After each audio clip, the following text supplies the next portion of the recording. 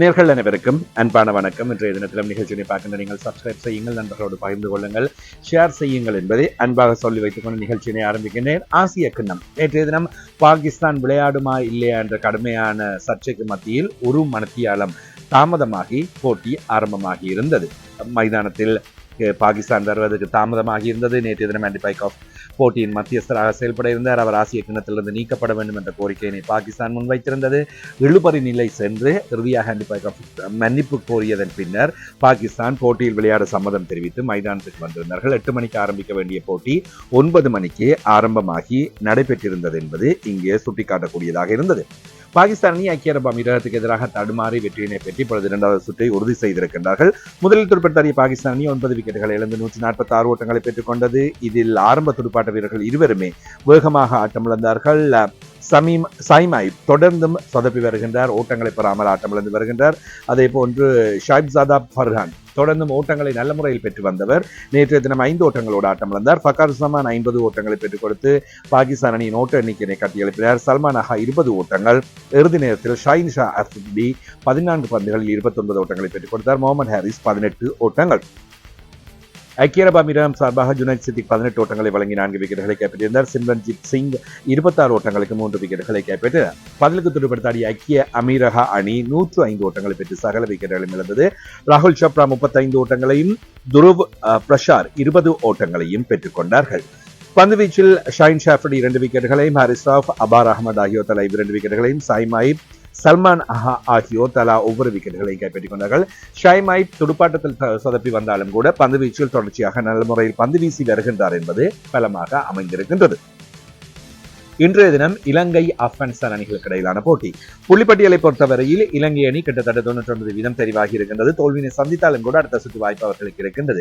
ஆனால் ஆப்கானிஸ்தானுக்கு கட்டாயம் வெற்றி பெற வேண்டும். ஓட்ட நிகர சராசரி வேகத்தை பற்றி கவலை இல்லை. ஒரு ஓட்டத்தினால் சரி, ஒரு விக்கெட்டினால் சரி, அவர்கள் வெற்றி பெற்றால் போதும். 2 புள்ளிகள் அவர்களுக்கு தேவை. ஓட்ட நிகர சராசரி வேகம் அவர்களுக்கு சிறப்பாக காணப்படுகின்றது. எனவே இலங்கை அணி மிக பாரியதொரு தோல்வியினை சந்திக்க வேண்டும்.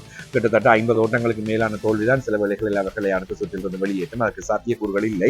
அதன் காரணமாக இலங்கை அணி கிட்டத்தட்ட அடுத்த சுற்றில் கால் பதித்திருக்கின்றது. பங்களாதேஷ், ஆப்கானிஸ்தான் இரண்டில் எந்த அணி தெரிவு செய்யப்பட போகின்றது? இந்தியாவுக்கு நாளைய தினம் ஓமானோடு போட்டி இருக்கின்ற நிலைமையிலும் இந்திய அணி அடுத்த சுற்று வாய்ப்பை பெற்றுவிட்டது. இந்திய அணி 2 போட்டிகளில் 4 புள்ளிகள், பாகிஸ்தான் அணி 3 போட்டிகளில் 4 புள்ளிகள், ஐக்கிய அரபு அமீரகம் 3 போட்டிகளில் 2 புள்ளிகள், ஓமான் 2 போட்டிகளில் புள்ளிகள் எதுவும் இல்லை. எனவே இதன் அடிப்படையில் இந்திய பாகிஸ்தான் அணிகளுக்கு இடையிலான போட்டி எதிர்வரும் ஞாயிற்றுக்கிழமை நடைபெறப் போகின்றது. இலங்கை குழுவில் இருந்து தெரிவு செய்யப்பட போகின்ற அணியும் மற்றைய அணியும் நாளைய தினம் போட்டியில் சந்திக்க போகின்றார்கள். நாளை மறுதினம் சனிக்கிழமை 2ஆம் சுற்றின் முதல் போட்டியில் சந்திக்க போகின்றார்கள். முதல் சுற்றில் 2ஆம் சுற்றில் 4 அணிகள் ஒவ்வொரு குழுவிலிருந்தும் 2 அணிகளாக தெரிவு செய்யப்பட்டு அந்த 4 அணிகளும் தங்களுக்குள் விளையாட வேண்டும். ஒரு அணிக்கு 3 போட்டி என்ற அடிப்படையில் முதல் 2 இடங்களை பெறுகின்ற அணிகள் அடுத்த சுற்றுக்கு தெரிவாகும் என்பது முக்கியமான விடயம். எனவே ஆசிய கிண்ணம் பரபரப்புகளுக்கு மத்தியில் தொடர்ச்சியாக நகர்ந்து கொண்டிருக்கின்றது. எவ்வாறு சென்று முடியப் போகின்றது என்பதை நாங்கள் பொறுத்திருந்து பார்க்கலாம். நேற்றைய தினம் மெர்கடைல் கிரிக்கெட் போட்டிகளின் சூப்பர் லீக் போட்டி தொடரானது நடைபெற்றது. மெல்பர்ன் பிஸ்கட்ஸ் மற்றும் பிபிகே பார்ட்னர்ஷிப் அணிகளுக்கு இடையிலான போட்டியில் டக்வர்த் லூயிஸ் அடிப்படையில் 104 ஓட்டங்களினால் மெல்பர்ன் பிஸ்கட்ஸ் ஏ அணி வெற்றியினை பெற்றுக் கொண்டது. முதலில் தோல்படுத்தாடிய மெல்பர்ன் அணி 227 ஓட்டங்களை பெற்றது. 10 விக்கெட்டுகளை இழந்து சகல விக்கெட்டுகளை இழந்தது. 44.4 ஓவர்களில் மழை காரணமாக அந்த போட்டி 46 ஓவர்கள் கொண்ட போட்டியாக மாற்றப்பட்டது. ஹிரான் ஜெய சுந்தர் 78 ஓட்டங்களையும், சங்கீத் குரி 57 ஓட்டங்களையும் பெற்றுக் கொண்டார்கள். ஆரம்ப விக்கெட் நிப்பாட்டம் 142 ஓட்டங்கள். இதன் காரணமாக தடுமாற வேண்டிய சூழல் ஏற்பட்டது. ஆனால் அதனைத் தொடர்ந்து அடுத்தடுத்த விக்கெட்டுகளை கைப்பற்றிக் கொள்ள இறுதியில் தடுமாறி போனது மெல்பர்ன் அணி. தனஞ்சய் லக்ஷன் 38 ஓட்டங்களை பெற்றுக் கொண்டார்கள். விளையாடிய அநேகமான போட்டிகளில் எதிரணிகளின் சகல விக்கெட்டுகளையும் பிபிகே பார்ட்னர்ஷிப் அணி, அதாவது ஜெஃப்னா ஸ்டேலியன்ஸின் பிபிகே பார்ட்னர்ஷிப் அணி கைப்பற்றி கொடுத்தது என்பது முக்கியமான விடயம். நேற்றைய தினம் டொனி கிரேக் இவர் ஹட்டனில் இருந்து ஜெஃப்னா ஸ்டேலியன்ஸோடு இணைந்து இப்பொழுது பிபிகே பார்ட்னர்ஷிப் அணியோடு விளையாடி வருகின்ற வேக பந்து வீச்சாளர் 8 ஓவர் பந்து வீசி 53 ஓட்டங்களை வழங்கி 6 விக்கெட்டுகளை கைப்பற்றிக் கொண்டார் என்பது சிறப்பம்சம். அதே போன்று கிருஷ்ண ஸ்ரீராம் சியாம் சுந்தர் 3 விக்கெட்டுகளை கைப்பற்றிக் கொண்டார். 39 ஓட்டங்களை வழங்கியிருந்தார். வியாஸ்கான் நேற்றைய தினம் கொஞ்சம் ஓட்டங்களை வழங்கியிருந்தார். 8.4 ஓவர்கள் 50 ஓட்டங்கள், 1 விக்கெட் வீழ்த்தப்பட்டது. விதூஷன் 8 ஓவர் 28 ஓட்டங்கள். எட்வர்ட் நாதன் டிலக்ஷன் இந்த தொடர் முழுவதும் விக்கெட்டுகளை நல்ல முறையில் கைப்பற்றியவரால் நேற்றைய தினம் விக்கெட்டுகளை கைப்பற்ற முடியவில்லை. 28 ஓட்டங்களை கொடுத்து விக்கெட் எதனையும் கைப்பற்றவில்லை. சந்தோஷ் குணதிலக 4 ஓவர் 27 ஓட்டங்கள். ரஞ்சித் குமார் நியூட்டன் இந்த போட்டியில் விளையாடி இருக்கவில்லை. எனவே பதிலுக்கு துடுப்படுத்தாடிய பிபிகே பார்ட்னர்ஷிப் அணி மழையின் குழப்பங்களுக்கு மத்தியில் விளையாடி இருந்தது. அதுவும் ஒரு வகையில் அவர்களுக்கு பாதிப்பை ஏற்படுத்தியது. நிரோஷன் டிக்வெல்ல 5 ஓட்டங்களோடு ஆட்டம் இருந்தது. அவர்களுக்கு மிகப்பெரிய பாதிப்பை வழங்கியது. மிலான் ரட்நாயக்கவின் பந்துவீச்சில் தான் அவர் ஆட்டமிழந்தார். ஸ்ரீதரன் சாரங்கன் இவருடைய ஆட்டமிழப்பு தான் உண்மையில் பிபிகே பார்ட்னர்ஷிப்பிடமிருந்து வெற்றியினை பறித்துக் கொண்டது என்று சொல்லலாம். நல்ல இணைப்பாட்டம் உருவாக்கப்பட்டுக் கொண்டிருந்த வேளையில் 29 பந்துகளில் 26 ஓட்டங்களை பெற்று ரன் அவுட் முறையில் ஆட்டமிழந்தார். தேர்வை இல்லாத ஒரு ஓட்டத்தை பெற முயன்ற வேளையில் ஆட்டமிழந்தார். நிபுன் கருணாநாயக்கவின் துடுப்பாட்டம் கையிட்டு செல்ல ஓட்டத்தினை நான் ஸ்ட்ரைக்கரில் இருந்து ஓட முயன்றவர் ஆட்டமிழந்தார். இந்த தொடர் முழுவதுமாகவே சாரங்கன் மிக சிறப்பான முறையில் பிபிகே பார்ட்னர்ஷிப் அணிக்காக நல்ல ஆரம்பத்தினை வழங்கி வந்தார் என்பது குறிப்பிடத்தக்கது. நேற்றைய தினம் சார்ஜன் ஓட்டமிதை பெறாத நிலையில் ஆட்டமிழந்ததும் இன்னும் ஒரு பக்கம் பாதிப்பாக அமைந்தது பிபிகே பார்ட்னர்ஷிப் அணிக்கு. சார்ஜன் உங்களுக்கு தெரியும், உண்மையில் கடந்த போட்டியில் அரைச்சதம் பெற்றவர், நல்ல முறையில் இன்னிங்ஸ் பில்ட் பண்ணி கொடுக்கக்கூடிய ஒரு வீரராக வளர்ந்து வருகின்றார். எனவே அவருடைய துடுப்பாட்டம் நேற்றைய தினம் பிரகாசிக்காமல் போனது ஒரு பாதிப்பாக அமைந்தது. நிபுன் கருணாநாயக்க தொடர்ச்சியாக பிபிகே பார்ட்னர்ஷிப் அணிக்காக ஓட்டங்களை பெற்றுக் கொடுத்து வருகின்றவர். 35 ஓட்டங்களோடு அவர் ஆட்டமிழந்தார். சந்தோஷ் குணதிலக ஆட்டமிழக்காமல் 30 ஓட்டங்களை பெற்றுக் கொடுத்திருந்தார். வியாஸ்காந்தன் நேற்றைய தினம் 6 ஓட்டங்களை மாத்திரமே பெறக்கூடியதாக இருந்தது. வியாஸ்காந்தன் தொடர்ச்சியாக ஓட்டங்களை பெறுகின்றவர். இன்னும் ஒரு பக்கம் கிருஷ்ண ஸ்ரீராம் ஷியாம் சுந்தர் இறுதி நேரத்தில் துடுப்படுத்தாட வந்தாலும் பிபிகே பார்ட்னர்ஷிப் அணிக்காக ஓட்டங்களை பெற்று வழங்கி வருகின்ற ஒருவர். எனவே அவருடைய துடுப்பாட்டமும் நேற்றைய தினம் ஓரளவு கை கொடுத்திருந்தது. ஆனால் வெற்றி பெற முடியாமல் போனது. பந்து வீச்சில் 3 விக்கெட்டுகளை வன்ஜு ஷாஹான் குமார கைப்பற்றியிருந்தார். ஷஹான் ஆராய்ச்சியே, துஷான் ஹேமந்த் ஆகியோர் தலா 2 விக்கெட்டுகளையும், மிலான் ரட்நாயக்க 2 விக்கெட்டுகளையும் கைப்பற்றிக் கொண்டார்கள். உண்மையில் இலங்கையின் அணிகளுக்குள் விளையாடக்கூடிய நல்ல வீரர்களாக காணப்படுகின்றவர்கள் தான் இந்த போட்டியில் பங்கு பெற்றி இருக்கிறார்கள். எது எப்படி இருந்தாலும் காலிறுதி வாய்ப்பொன்றை பெற்றிருக்கின்றது. என்சிசி மைதானத்தில் ஞாயிற்றுக்கிழமை ஃபேர்ஃபெஸ்ட் அணிக்கு எதிராக பிபிகே பார்ட்னர்ஷிப் மீண்டும் விளையாட போகின்றது. கடந்த போட்டி ஃபேர்ஃபெஸ்ட் அணிக்கு எதிராக இடம்பெற்ற வேளையில் வெற்றி பெற்றிருந்தது.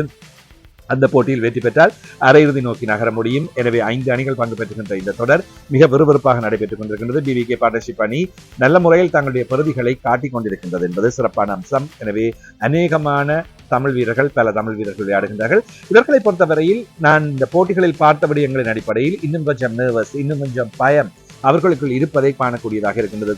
பொதுவாக இப்ப நேற்றைய தினம் துடுப்பாட்டத்தின் போது கூட சாரங்கன் இன்னும் அந்த மெட்ரிய வீரர்களை பார்த்து சர்வதேச தரம் மிக்க வீரர்கள், இலங்கையின் நேஷனல் பிளேயர்ஸ் அப்படி கொஞ்சம் பார்த்ததும் கொஞ்சம் டென்ஷன் ஆகின்றார்கள். ஆனால் வியாஸ்காந்திடம் அது இல்லை. வியாஸ்காந்த் அந்த அனுபவத்தை பெற்றிருக்கின்றார். எனவே வியாஸ்காந்த் எப்பொழுதும் கூல் ஹெட்டாக நல்ல முறையில் எதிரணி வீரர்கள் எதிர்கொள்ளக்கூடியவராக போட்டித்தன்மையோடு விளையாடுகின்றார்.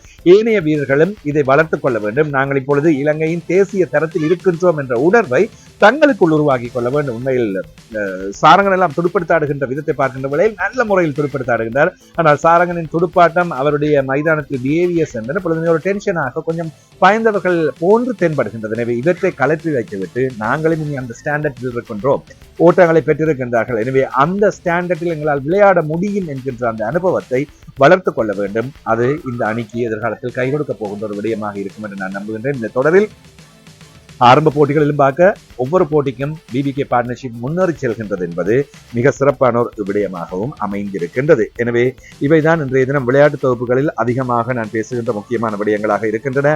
ஆசிய கிண்ண போட்டிகளில் என்ன முக்கியமான விடயங்கள் நடைபெறப் போகின்றன, இவ்வாறான விஷயங்கள் நாளைய தினம் இடம்பெறப் போகின்றன என்பது பற்றிய விவரங்களை நாளைய தினம் உங்களுக்காக நான் பகிர்ந்து கொள்ளவிருக்கின்றேன். இதே வேளையில் இங்கிலாந்து மற்றும் அயர்லாந்து அணிகளுக்கு இடையிலான T20 போட்டி ஒன்று நேற்றைய தினம் நடைபெற்றது. இந்த போட்டியில் இங்கிலாந்து அணி 4 விக்கெட்டுகள் வெற்றி பெற்றுக் கொண்டது. முதலில் துடுப்படுத்தாடிய அயர்லாந்து அணி 196 ஓட்டங்களை பெற்றுக் கொண்டது. 3 விக்கெட்டுகளை இழந்து துடுப்பாட்டத்தில் போல் ஸ்டெர்லிங் 34 ஓட்டங்கள், ரோஸ் அடயர் 26 ஓட்டங்கள், ஹாரி டெக்கர் 61 ஓட்டங்கள், லோகன் டக்கர் 56 ஓட்டங்களை பெற்றுக் கொண்டார்கள். பந்து வீச்சில் ஜெமி ஆர்டன், லியாம் டவுசன் மற்றும் ஆதில் ரஷீத் ஆகியோர் தலா ஒவ்வொரு விக்கெட்டுகளை கைப்பற்றிக் கொண்டார்கள். இங்கிலாந்து அணி சார்பாக பீல் சோல்ட் 89 ஓட்டங்கள், ஜோ பட்லர் 28 ஓட்டங்கள், சாம் கரன் 27 ஓட்டங்கள், ஜேக்கப் டெத்தல் 24 ஓட்டங்கள், 17.4 ஓவர்கள் 6 விக்கெட்டில் பெற்று 197 ஓட்டங்களை பெற்றுக் கொண்டார்கள். பில்சோல் 46 பந்துகளில் 89 ஓட்டங்களை பெற்றதன் காரணமாக வெற்றி பெற முடிந்தது. மேத்யூ ஹம்ப்ரேஸ் மற்றும் கிரஹாம் ஹியூம் ஆகியோர் தலா 2 விக்கெட்டுகளை கைப்பற்றிக் கொண்டார்கள். இந்த தகவல்களோடு நான் விடைபெற்றுக் கொள்கின்றேன். நாளை தினம் விளையாட்டு தொகுப்பில் சந்திப்போம். விடைபெற்றுக் கொள்ளும் நான் என்று உங்கள் அன்பின்